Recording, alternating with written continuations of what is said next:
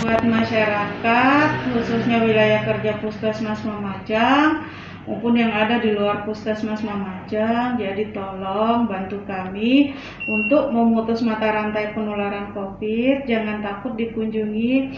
Kalau misalnya ada petugas dari puskesmas, ada tentara, ada polisi yang mengunjungi rumah-rumah masyarakat, tolong diterima dengan baik, karena maksud dan tujuan mereka adalah demi kebaikan masyarakat, bukan untuk melakukan sesuatu yang tidak diinginkan, bukan untuk melakukan sesuatu yang yang untuk membahayakan masyarakat, tapi semua demi memutus mata rantai penularan COVID agar kita semua bisa terbebas dari COVID secepat-cepatnya. Oke, jadi saya pengelola COVID dari Puskesmas Mamajang.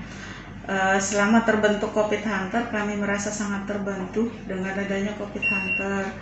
Nah, COVID Hunter dalam hal ini itu mempunyai tugas memburu suspek COVID-19.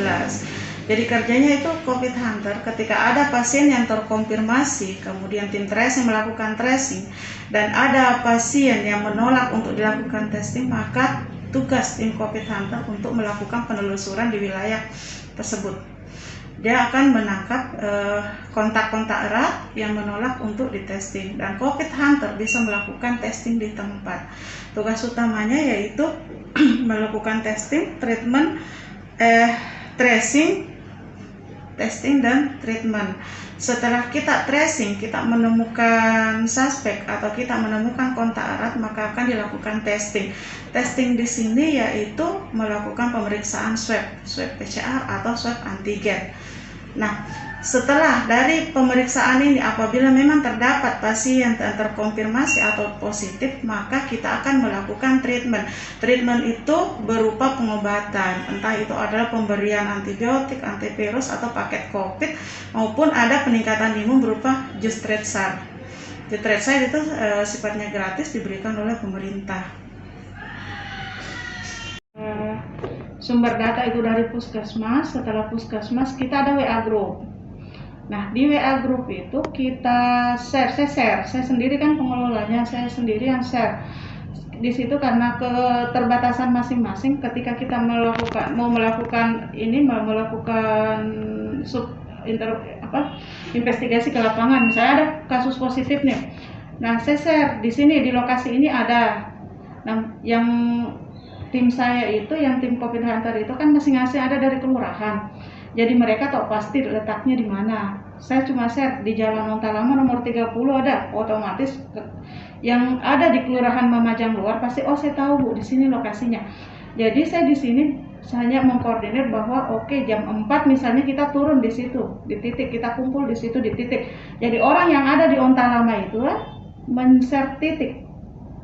Titiknya di sini. Jadi kita menuju ke lokasi tanpa harus berkumpul dulu, kita ketemunya di situ, masuk sama-sama, tracing sama-sama, melakukan edukasi sama-sama. Edukasinya dari nakes seperti apa, edukasinya dari tentara seperti apa, dan edukasinya dari polisi seperti apa.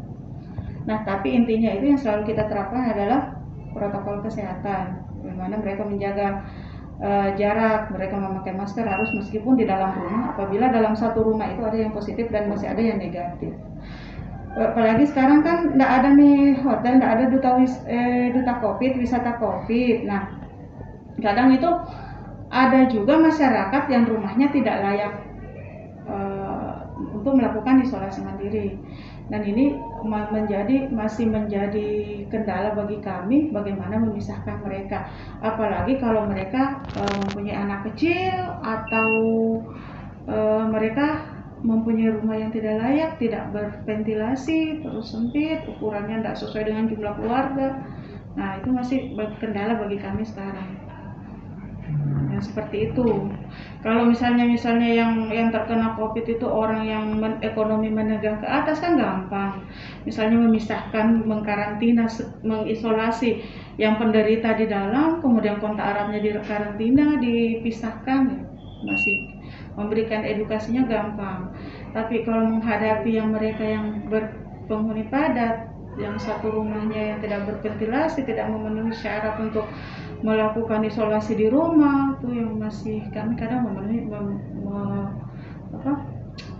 menemui kendala. Kami masih terkendala dengan hal-hal seperti itu. Kemudian dengan sejak Covid Hunter di Juni, nah situ kami dari Nakes sebenarnya sangat terbantu, aman, merasa aman. Kalau sebelumnya kan tidak terpadu, maksudnya tidak ada tentara, tidak ada Binmas yang rutin mendampingi kita ketika turun melakukan tracing. Itu sejak ada Covid Hunter kita merasa aman, merasa terbantu, karena yang selama ini kita takutkan adalah penolakan dengan tindak kekerasan itu tidak ada lagi.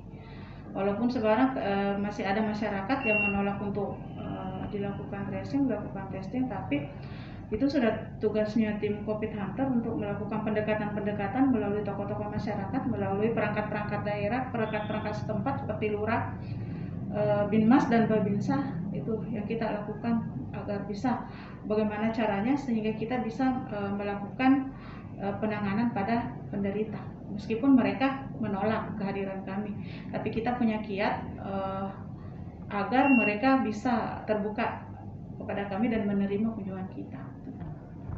Selama ini kita lakukan di sini. Penolakan yang ini baru sekedar tidak membuka pintu, kemudian menolak untuk bertemu, kemudian sampai menghindar, tidak mau bertemu dengan kita, tidak mau dilakukan interogasi, tidak mau dilakukan wawancara, bahkan menolak untuk edukasi saja. Sampai kekerasan, sampai yang mengancam, membahayakan itu belum pernah. Kasar dari teman-teman, dari cerita teman-teman sesama pengelola Covid, banyak dari luar Makassar seperti itu. Sampai tim tracing turun ya ada yang sedia parang ketika ketok-ketok pintu. Misalnya begini, dia sudah kemarin ada cerita dari teman, katanya ini pasien mantan preman, terus menolak sekali untuk, kebetulan kerjanya parkir, kemudian menolak untuk dikunjungi. Nah, ketika mendengar ada suara pintu diketok, ya ada parang di dekatnya gitu loh, ada parang. Terus ketika petugas masuk dengan senyum salam yang simpatik begitu, akhirnya luluh gitu. Kalau misalnya ancaman-ancaman sih, kalau khusus di wilayah saya enggak ada, tapi itu dari cerita sesama pengelola Covid ya. Itu saja. Dapat 2 nakes ya, setiap kelurahan ini, kelurahan khusus Puskesmas Lumajang itu kan membawahi 6 kelurahan. Nah, setiap kelurahan itu ada 2 nakes yang bertanggung jawab.